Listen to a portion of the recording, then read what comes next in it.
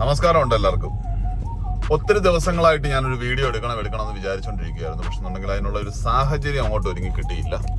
കാരണം ഇപ്പം ഈ ട്രക്കിംഗ് മേഖലയിൽ ഉണ്ടായിരിക്കുന്ന മാറ്റങ്ങൾ, അതായത് ഒത്തിരിയും പ്രോബ്ലംസ് ഫേസ് ചെയ്യുന്നുണ്ട്. അപ്പം ഡ്രൈവേഴ്സിന്റെ ഷോർട്ടേജ് ഉണ്ട്, ഇങ്ങനെയുള്ള പല കാരണങ്ങളുണ്ട്. അപ്പം അതുകൊണ്ടാണ് ഒരു വീഡിയോ എടുക്കാം എന്ന് നമ്മൾ പ്രതീക്ഷിച്ചിരുന്നത്. ആ ഒരു വീഡിയോ ഇടുന്നതുകൊണ്ട് ആർക്കെങ്കിലും ഉപകാരപ്പെടുന്നെങ്കിൽ, അല്ലെന്നുണ്ടെങ്കിൽ ആരെങ്കിലും ഒക്കെ ഈ മേഖലയിലേക്ക് വരാൻ ആഗ്രഹിക്കുന്നെങ്കിൽ അവർക്കൊരു ചാൻസ് ആയിക്കോട്ടെ എന്ന് കരുതിയിട്ടാണ് ചെയ്യാമെന്ന് നമ്മൾ വിചാരിച്ചത്. അപ്പം ഇന്ന് അതിനൊരു സാഹചര്യം ഒരുക്കി കിട്ടിയത്, ശരിക്കും പറഞ്ഞാൽ സാധാരണഗതിയിൽ നമ്മളൊരു വീഡിയോ എടുക്കാൻ തുടങ്ങുന്നുണ്ടെങ്കിൽ അതിനകത്ത് മെസ്സേജസ് അല്ലെന്നുണ്ടെങ്കിൽ എന്തെങ്കിലും ആരെങ്കിലും കോൾ ചെയ്യുക, ഇങ്ങനെയുള്ള ഡിസ്റ്റർബൻസ് ഒക്കെ വരും. അപ്പൊ ഇന്ന് എനിക്കത് ഉറപ്പുണ്ട്, ഇന്ന് യാതൊരു വിധമായ ഡിസ്റ്റർബൻസും എനിക്ക് കിട്ടില്ല എന്ന്. അതിനുള്ള കാരണം എന്താണെന്ന് ചോദിച്ചു കഴിഞ്ഞാൽ, ഇപ്പം ഞാൻ ഇരിക്കുന്നത് ഒരു അണ്ടർഗ്രൗണ്ടിലാണ്. ഇവിടെ സിഗ്നൽ ഇല്ല മൊബൈലിന്. അപ്പം ഇതിന്റെ ഒരു വീഡിയോ ഐ തിങ്ക് ഞാൻ ഒത്തിരി പഴയ ഒരു പ്രാവശ്യം ഇട്ടിട്ടുണ്ട്. എങ്കിൽ പോലും ഇപ്പം ഞാൻ ഇവിടെ വന്നപ്പോൾ വീണ്ടും ഒന്നുകൂടെ ഒന്ന് എടുക്കാമെന്ന് വിചാരിച്ചു. പക്ഷെ എന്നുണ്ടെങ്കിൽ ഇവിടെ വീഡിയോ എടുക്കരുതെന്നുള്ളതാണ് ഇവിടുത്തെ നിയമം. അതുകൊണ്ട് തന്നെ വെളിയിലത്തെ വീഡിയോ അധികം ഉൾക്കൊള്ളിക്കാതെ ചെറിയൊരു പാർട്ട് മാത്രം ഉൾക്കൊള്ളിച്ച് എന്താണിത് സംഭവം എന്നൊന്ന് പറയാമെന്ന് വിചാരിച്ചു.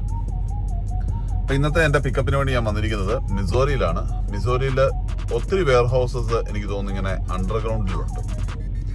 ഇതും അങ്ങനെ ഒരു അണ്ടർഗ്രൗണ്ടിലുള്ള ഒരു വെയർ ഹൗസ് ആണ്. ഇതിന്റെ ഞാനൊരു ചെറിയൊരു പാർട്ട് ഇടാം, നിങ്ങളത് കാണുമ്പോൾ നിങ്ങൾക്ക് മനസ്സിലാവും എത്രത്തോളം ഹൈറ്റിലാണ്, എത്രത്തോളം വന്നിട്ട് വീതിയിലാണ് റോഡുകൾ ഇതിനകത്ത് ചെയ്തിരിക്കുന്നത്, അതുപോലെ തന്നെ സ്ഥലം, ഇതിനകത്ത് ബിൽഡിങ്സ് ഒക്കെ ചെയ്തിരിക്കുന്നത്. ഇതൊരു ചെറിയൊരു ഇതല്ല, ഒരു വലിയ പാർട്ടാണ്. അപ്പം അതിന്റെ ഒരു ഉൾക്കാഴ്ച ജസ്റ്റ് കാണിക്കാൻ പറ്റുന്നതൊന്ന് കാണിക്കുക.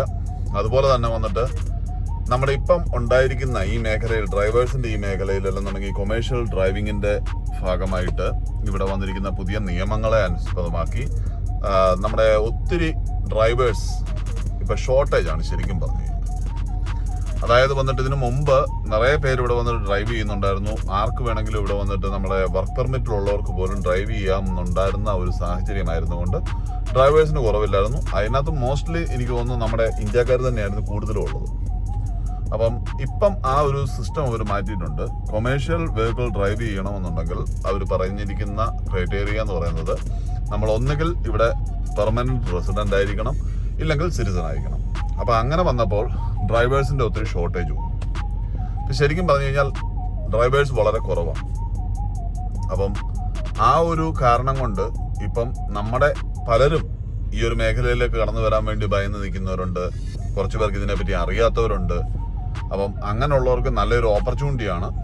നിങ്ങൾ പ്രതീക്ഷിക്കുന്നതിലും നല്ലൊരു ഇത്, അതായത് വേറൊരു ജോലിക്ക് നമ്മൾ പോയി കഴിഞ്ഞാൽ ഉണ്ടാക്കാൻ പറ്റുന്ന ഒരു സാലറിയേക്കായാലും ബെറ്റർ ഒരു ഇൻകം ഇവിടെ ഉണ്ടാക്കാൻ പറ്റും.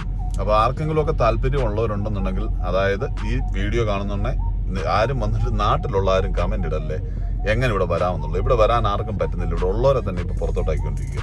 സോ ഇവിടെ ഉണ്ടാവുന്ന ആൾക്കാർ മറ്റുള്ള ജോലി ചെയ്യുന്നവരോ ഇല്ലെന്നുണ്ടെങ്കിൽ ജോലി ഇല്ലാതെ വിഷമിക്കുന്നവരോ ഉണ്ടെന്നുണ്ടെങ്കിൽ തീർച്ചയായിട്ടും നിങ്ങൾ പോവുക. CDLന്റെ വന്നിട്ട് ക്ലാസ് എടുക്കുക. അതിന്റെ വന്നിട്ട് ക്ലാസ്സും റോഡ് ടെസ്റ്റും എല്ലാം കൂടെ ചേർന്ന് നിങ്ങൾക്കൊരു 1.5-2 മന്തിനുള്ളിൽ നിങ്ങൾക്ക് ഒരു കൊമേഴ്ഷ്യൽ ലൈസൻസ് സ്വന്തമാക്കാം. കുറച്ച് ടെസ്റ്റുകളും കാര്യങ്ങളും അതിനുണ്ട്. അത് ഈസിയാണ്, അത്രമാത്രം വലിയ കഷ്ടമൊന്നുമല്ല. നമ്മൾ മനസ്സ് വെച്ചൊന്ന് ചിന്തിച്ചാൽ നമുക്ക് ചെയ്യാവുന്ന കാര്യമാണ്. അപ്പൊ അത് നിങ്ങൾ എടുക്കുകയാണെന്നുണ്ടെങ്കിൽ നിങ്ങൾക്ക് തരക്കേടില്ലാത്ത ഒരു സാലറി ഇവിടെ ഉണ്ടാക്കാൻ പറ്റും. എല്ലാവരും ഇവിടെ ഭയങ്കരമായിട്ട് പറയുന്നത് നേഴ്സുമാരല്ലെന്നുണ്ടെങ്കിൽ മറ്റുള്ള മേഖലകളിലാണെന്നുണ്ടെങ്കിൽ ഇതും ഒട്ടും മോശമല്ലാത്ത ഒരു മേഖലയാണ്. പക്ഷെ എന്നുണ്ടെങ്കിൽ നമ്മുടെ ആൾക്കാർ വളരെ ചുരുക്കമാണ് ഇതിനകത്തേക്ക് വരുന്നത്. അതെന്താണ് കാരണം എന്ന് ചോദിച്ചു കഴിഞ്ഞാൽ എനിക്കറിയില്ല.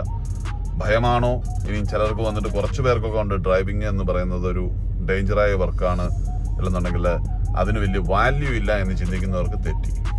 നിങ്ങൾ മറ്റുള്ള ജോലികൾ ചെയ്യുന്നതിനേക്കാളും ഞാൻ കണ്ടെടുത്തോളം സേഫ്റ്റി ഡ്രൈവിംഗിൽ തന്നെയാണ്. അതായത് മറ്റൊരു ജോലി ചെയ്യണമെങ്കിൽ നിങ്ങൾ എന്തായാലും ഈ റോഡിൽ കൂടെ പോകാൻ പറ്റത്തുള്ളൂ.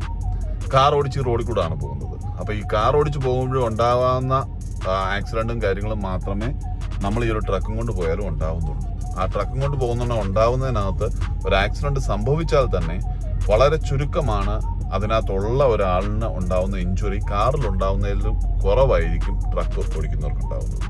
സോ അപ്പൊ അങ്ങനെ ഒരു കമ്പാരിസൺ നിങ്ങൾ നോക്കുകയാണെന്നുണ്ടെങ്കിൽ തെറ്റായ ഒരു അഭിപ്രായമാണത്. അപ്പം നിങ്ങൾക്ക് ആർക്കെങ്കിലുമൊക്കെ താല്പര്യമുള്ളവരുണ്ടെന്നുണ്ടെങ്കിൽ ഇതിലേക്ക് കടന്നു വരിക. ഇതിൻ്റെ കൂടെ ഞാൻ എന്നെ കൊണ്ട് പറ്റുന്ന രീതിയിലുള്ള ഒരു പാർട്ട് വീഡിയോ ഇതിനകത്ത് ഞാൻ എടുത്തിടാൻ ശ്രമിക്കാം. ഓക്കെ, അപ്പം വീണ്ടും കാണുന്നവരേക്കും ബൈ.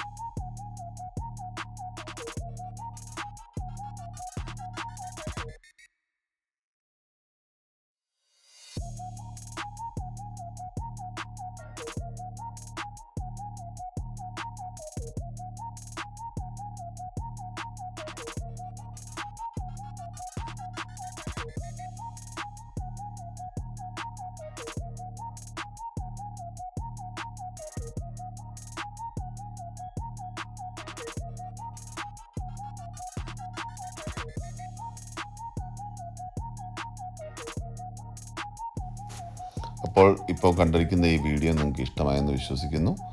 ഇതുപോലെ നല്ല നല്ല എന്തെങ്കിലും വീഡിയോകൾ കിട്ടുവാണെങ്കിൽ വീണ്ടും നമുക്കതുകൊണ്ട് കാണാം. അപ്പം കണ്ടവർക്ക് ഇഷ്ടപ്പെട്ടവരുണ്ടെങ്കിൽ അതിനെ ഒന്ന് ലൈക്ക് ചെയ്യുക, നിങ്ങളുടെ കമൻറ്റ്, അതുപോലെ തന്നെ നിങ്ങളിത് പറ്റുന്നവർക്ക് ഷെയർ ചെയ്ത് കൊടുക്കുക. ഇതുപോലുള്ള കാര്യങ്ങൾ മറ്റുള്ളവരിലേക്ക് എത്തിക്കാൻ സഹായിക്കുക. നമുക്ക് വേണ്ടത് ഇവിടെ ഡ്രൈവേഴ്സ് ഒത്തിരി പേരുണ്ട്. സോ അതുകൊണ്ട് ആർക്കെങ്കിലും ഡ്രൈവേഴ്സിൻ്റെ ജോബോ കാര്യങ്ങളോ വേണമെന്നുണ്ടെങ്കിൽ കോൺടാക്റ്റ് ചെയ്യുക. Okay, by.